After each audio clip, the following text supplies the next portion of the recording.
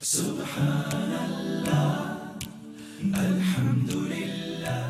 Channel की तरफ से फरहत का सलाम। बड़ों को आदाब, छोटों को प्यार। सब खुश रहें, आबाद रहें, शाद रहें। अल्लाह ताला हर एक की दुआएं कबूल फरमाए, हमें सीधे रास्ते पर चलने की तौफीक अता फरमाए। रबीउल अव्वल का महीना है, इसमें जितना भी हो सके हुज़ूर सल्लल्लाहु अलैहि वसल्लम की खिदमत में दरूद शरीफ भेजें। दरूद शरीफ का तो वादा है कि हुज़ूर सल्लल्लाहु अलैहि वसल्लम ख़ुद भी इसका जवाब देते हैं। इसके साथ साथ हमें नमाज का बहुत ही एहतमाम करना चाहिए। अब जब ये ज़िक्र करते हैं कि नमाज का एहतमाम करना चाहिए, तो उसका मतलब ये नहीं होता है कि नमाज़ पढ़नी है। नमाज तो हम पढ़ते ही हैं, लेकिन एहतमाम का मतलब है कि उसको उस हालत में पढ़ा जाए जिसका हुक्म है, जिस तरह कहा जाता है कि उसको टाइम दें, उसको समझें, उसको पढ़ते वक्त महसूस करें कि हम क्या पढ़ रहे हैं। उसके मायने जो हैं वो आपके दिमाग में चलने चाहिए उस वक़्त। लेकिन हम बदकिस्मती से हमेशा बहुत जल्दी में होते हैं, हमें हमारे जहन पर काम सवार होते हैं। जब भी हो, सुबह के वक्त, दोपहर के वक्त, शाम के वक्त कुछ ना कुछ तैयार रहता है हमारे जहन पर। लेकिन फिर भी कोशिश जो है वो मुतवातर हमें करती रहनी चाहिए, क्योंकि कोशिश करते रहेंगे तो कभी ना कभी ज़रूर इंशाल्लाह दिन में ऐसी नमाज़ें भी होंगी जिसमें हमारा दिल लगेगा, जो हम बड़े ही इत्मीनान के साथ पढ़ सकेंगे।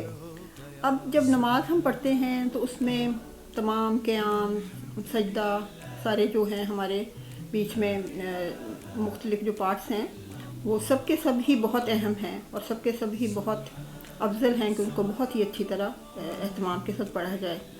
लेकिन आपने कभी सोचा कि जब हम सजदे में जाते हैं तो वहाँ पे कितना सुकून हासिल होता है और महसूस होता है कि जैसे हम वहाँ पे जो भी मांगेंगे वो हमें मिलेगा और अल्लाह पाक हमें ज़रूर उससे नवाजेगा, क्योंकि वो हमारा रब है, वो हमारा सुनने वाला है, वो हमारा पालनहार है। और आज आके हम फिर उसी से अपनी दुआएं कर सकते हैं, किसी और से नहीं। तो वो जो दो सजदे हैं उनके दरमियान में जो वक्त है वो बड़ा ही मकबूल है, वो बड़ा ही दुआओं के लिए ख़ास किया गया है कि आप अगर दुआ मांगे तो अल्लाह के अर्श तक जाती है। उसके अंदर मुख्तलिफ दुआएं पढ़ सकते हैं आप अपनी उर्दू में भी, जिस तरह भी आप मांगना चाहें। लेकिन जो एक मकबूल है कि जैसे हम अल्लाह मग़फ़िरली कहते हैं कि अल्लाह मियाँ हमें बख्श, हमारी बख्शिश फरमा, तो उसके साथ आगे जो पूरा है वो मैं अभी इसका ज़िक्र करूँगी। मैं भी अपनी नमाज़ों में दो सजदों के दरमियान आमतौर पे अल्लाह मग़फ़िरली या फिर अस्तग़फ़िरुल्लाह पढ़ा करती थी। लेकिन अब मैंने जब से इसका सुना है तो मैं भी कोशिश कर रही हूँ कि ये मैं पूरा ही पढूँ। और यकीन जानें कि इसको पढ़ने के बाद, क्योंकि इसके मायने के साथ जब हम जहन में दोहराएंगे उसका मायने, तो यकीन करें कि उसकी इतनी ज़्यादा उससे इत्मीनान होता है बंदे को कि मैंने मांग लिया है अल्लाह ताला से और अल्लाह ताला सुन रहा है मेरी बातों को और वो रद्द नहीं करेगा। अच्छा, ये जो दुआ है ये ज़ाहिर है कि बहुत सारे लोग पहले से पढ़ते होंगे और मालूम भी होगा, लेकिन ये एक सिर्फ याद दहानी के तौर पे ये चीज़ें होती हैं। और फिर उन बच्चों के लिए जो नए नए अपना नमाज सीख रहे हैं और पढ़ते हैं, तो बच्चों से तो मेरी बड़ी ही गुजारिश होगी कि वो अभी से इसको अगर याद कर लें, क्योंकि बच्चों की जो मेमोराइजेशन की सेंस होती है वो बहुत ही तेज़ होती है माशाल्लाह इस उम्र में, जब बच्चे नए नए नमाज़ें पढ़ रहे होते हैं। तो यकीनन इस वक्त का जो याद किया होता है वो भूलता भी कभी नहीं है। तो ज़रूर पढ़ें ताकि ये पूरी उम्र फिर आपके काम आए। तो सजदों के दरमियान में पढ़ने वाली दुआ कुछ यूँ है: अल्लाह मग़फ़िरली वरहमनी वहदनी वजबुरनी वाअफ़ीनी वरज़ुक़नी वरफ़ाइनी। इसका मायने जैसे कि हमें पता चलता है पढ़ने से कि अल्लाह मग़फ़िरली यानी ऐ अल्लाह ताला मुझे बख्शिश अता फरमा, या अल्लाह मुझे बख्श दे, मेरे तमाम गुनाहों को माफ़ फरमा दे। वरहमनी, ऐ अल्लाह, ऐ मेरे रब, मुझ पर रहम अता फरमा। वहदनी, और फिर मुझे हदायत अता फरमा, सीधे रास्ते की हदायत, अच्छे कामों के लिए हदायत, ज़िंदगी में अच्छा बनने के लिए हदायत। ये हदायत तो हमें हर तरह की अल्लाह ताला से चाहिए होती है और पूरी ज़िंदगी चाहिए होती है, यहाँ तक कि आखिरत तक हम पहुँचें और हमारे लिए जन्नत का रास्ता जो है इस्तवार हो सके। उसके बाद है वजबुरनी, या अल्लाह मेरे हालात ठीक अता फरमा, یا اللہ مجھے صحت عطا فرما، اس میں تمام چیزیں آ جاتی ہیں حالات میں، آپ کی صحت، آپ کے بچوں کے بارے میں، آپ کی بیوی کے بارے میں، تمام جو بھی آپ کی خواہشات ہوں، جو بھی آپ کی اس وقت کی ضرورت ہو، اس کے اندر تمام یہ چیزیں آ جاتی ہیں۔ پھر آفینی یعنی میری عاقبت کو درست عطا فرما، عافیت مجھے عطا فرما، یا رب مجھے اپنے رحم میں عطا فرما، اپنے اوپر اپنا رحم جو ہے وہ عطا کر، ورزقنی، پھر مجھے ہر طرح کا رزق عطا فرما۔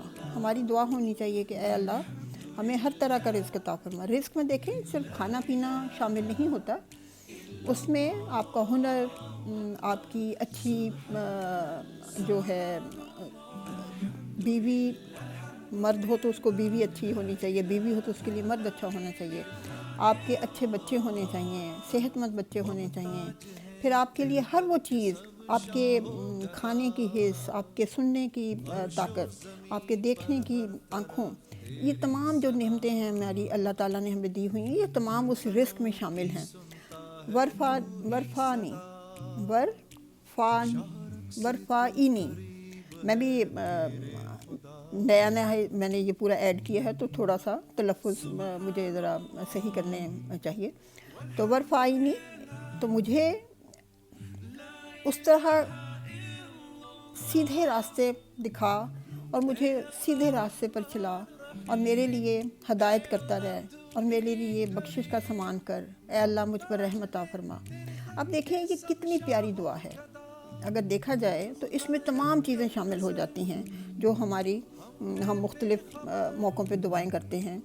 تو کہتے ہیں کہ حضور صلی اللہ علیہ وسلم جب نماز کے درمیان میں 2 سجدوں کے درمیان یہ پڑھا کرتے تھے اور وہ اطمینان سے پڑھتے تھے، اتنا وہ ٹھہر کر، یہ تو آگے بھی ہمیں معلوم ہے کہ حضور صلی اللہ علیہ وسلم جو ایک ایک لفظ پہ ٹھہرتے تھے اس کو سوچ سمجھ کر پڑھتے تھے۔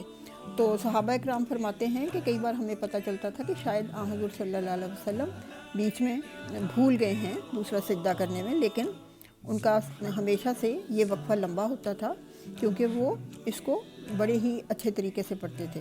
تو ہمیں بھی یہ عادت ہونی چاہیے اور ہمیں عادت ڈالنی چاہیے کہ ہم اس کو بڑی ہی تسلی کے ساتھ پڑھیں، بڑا سوچ سمجھ کر پڑھیں تاکہ ہمیں لطف بھی آئے، اور اللہ تعالیٰ سے ہم جب گڑ گڑا کر یہ والی چیز مانگیں، ہمارے اندر ایک ہمارا جو لہجہ ہے وہ بھی ایک مانگنے والے کا ہونا چاہیے، ورنہ ہماری دعائیں تو اس طرح ہی ہوتی ہیں کہ ہم بھاگم بھاگ پڑھتے ہیں، اللہم اغفر لی، اللہم اغفر لی، اور کئی بار ہمیں ذہن میں یہ پتہ ہی نہیں ہوتا کہ ہم مانگ کیا رہے ہیں اور پڑھ کیا رہے ہیں۔